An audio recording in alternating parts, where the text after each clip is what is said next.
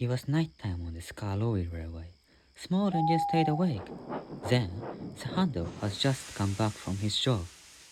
Just in time, Sir Handel! Rusty beamed. Skarloey has just started to tell the mysterious story. The mysterious story is just a tall tale, Sir Handel scoffed.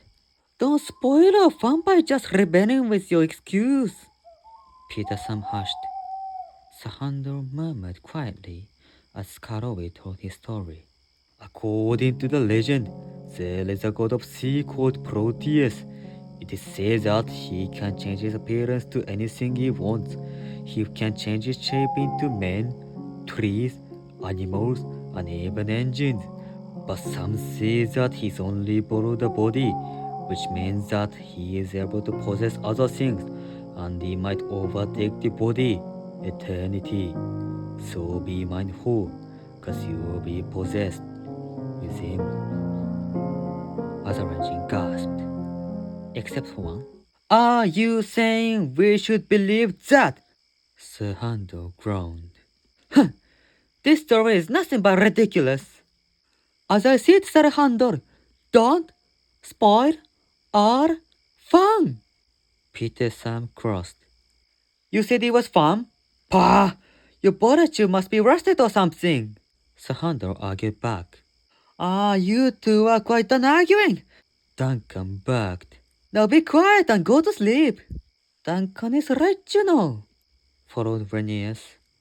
We have to sleep for another busy day. Not for long, they began to sleep one by one, but the handler began to wonder how to pay Peter some back instead of going to sleep. A few days later, the handler was taken to the workshop. He had to get an overhaul. Ah, it's good to be mended, thought the handler. I shouldn't work while this.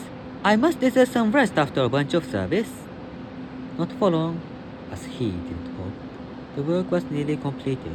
Now it was a phase for repainting. Before he was to wear regular blue paint, he has to be painted a yellow undercoat to reinforce the surface skin. It was the time to finish painting the undercoat and just started the main painting when the chief painting crew told the news. The paint of blue had run out, he said. I'm afraid you have to wait for the new supplies to arrive. Oh no, such luck, said his driver. We have the last train to pull in an hour, and we must leave now to prepare. I'm afraid you have to manage your run without proper paint of yours.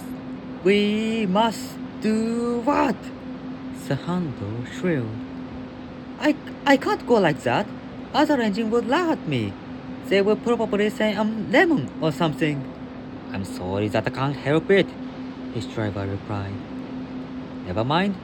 We'll take you back to the workshop after the job is done. There was also a lamp shortage problem, so the handler had to equip the big old lamp, which wasn't his preference. His driver turned up the regulator as the handler began to run reluctantly.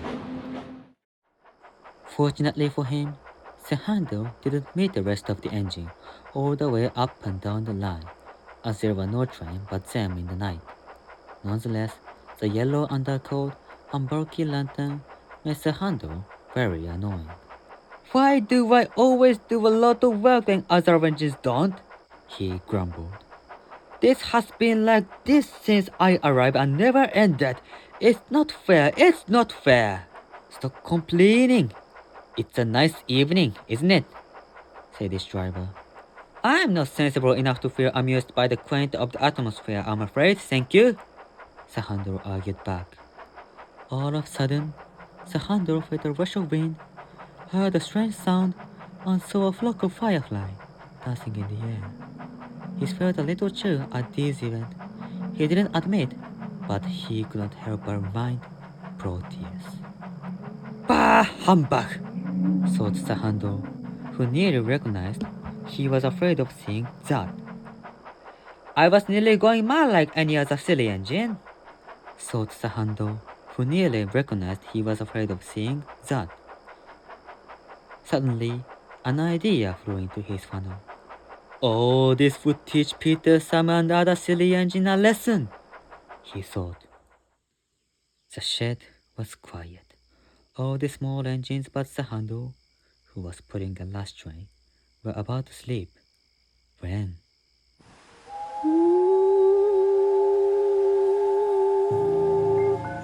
the whistle sound came. What was that? Wondered Peter Sam. It sounds like the Handel to me, said Skarloey, yawning. Then there appeared a flock of steam, for this cover was a yellow engine. I am Proteus, the engine boomed. That's right, the legendary engine. Proteus? Peter Sam gasped. Oh no! That hunter must be possessed! His body was not in a different color! He was panicked to see the hunter's body, who was now Proteus's. As for the rest of the engine, they assumed Proteus is the hunter, but they were too tired to say anything. That's right! I borrow this body, and will overtake forever eventually. Be mindful though, cause it might be you next time. He cackled as he backed down in the dark. Poor Peter Sam was frightened to sleep. He was shivering for the rest of the night. For an engine, he was too pure and naive, doesn't he? Duncan whispered to Rusty. The next morning, the handler was given back his blue paint. Peter Sam was very ashamed when he knew that the handle had not been taken over at all. He was cross to be teased that the handle had a good laugh. The other engines rolled their eyes.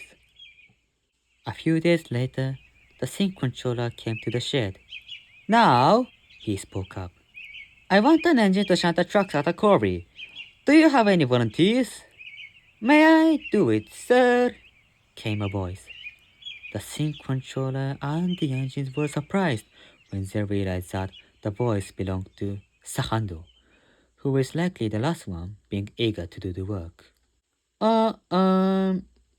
Sure, the sync controller startled. You can go as long as you're ready. Right away, sir, said Sahandel as he puffed away. The other little engines were speechless. Sahandel's odd behavior continued for several days. The other engines thought his mental transform very weird. What makes him changed? He is acting like the oldest engine in this railway, said Skarloey. I saw him treating Agnes and others quite nicely, Bernier mentioned. He calls them my dear. He did refer to them as cattle trucks usually. He did help me pushing the sleigh truck home behind, Rusty followed. I was surprised he did help. I'm worried, Peter Sam tweeted. Maybe he was really possessed by the Proteus. Stuff and nonsense, sniffed Duncan. Why are you always being a coward? Even though the change of his character didn't affect their workload, more likely, he became a hard-working character and eager to help other engines. It wasn't long before they wouldn't care for his mental tradition. Rather, they appreciated the alternate character of Sahandel, who was helpful and wise. One midnight in the shed, all the engines went to sleep, except for the howling of the wind or oar-footing. All was very silent still. Until... Get me out! Get me out! The other engines were woken up, startled by shouting. The boys belonged to Sahandel. No, please, help! Please help me! I don't want to send in that shadow realm again! The loud crying cut out the dark silent night as Sahandel suffered. He continued to utter dreadfully as agony for death. It seems he was trying to get something off his body, as though werewolf is changing into wolf. Engines didn't know what to do or say. They were just overwhelmed by the handle's lunatic scream. Then he started to exclaim to his friends. The next moment, His eyes focused on the ground. He saw something that other origin could never see. Don't take me away! No! Wait for me! Wait one moment! I'm sorry to disguise you and not believe you! Please don't let me away! Please don't send me that black boy! No! The hunter was screaming loudest as ever. Then he stopped singing. The other origin couldn't help but shut their eyes for loud voice.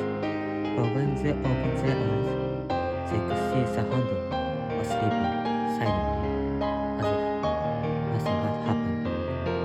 The same couldn't be said for the other little angels. They were so shaken up by the hunter's deadly agony that they couldn't get back to sleep.